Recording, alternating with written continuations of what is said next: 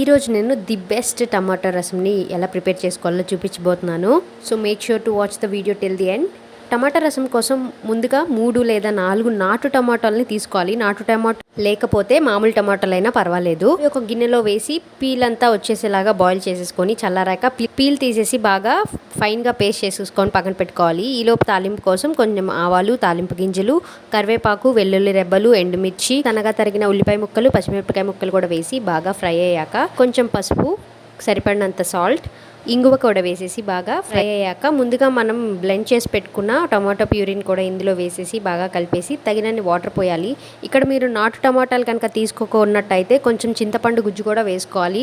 ఇక్కడ నేను వేయట్లేదు, ఎందుకంటే ఇవి నాటు టమాటాలు పులుపు ఉంటాయి కాబట్టి. సరిపడినంత వాటర్ వేసి రసం పౌడర్ మరియు ధనియా జీలకర్ర పొడి కూడా వేసేసి చివరిగా కొత్తిమీర వేసుకొని దించేయడమే.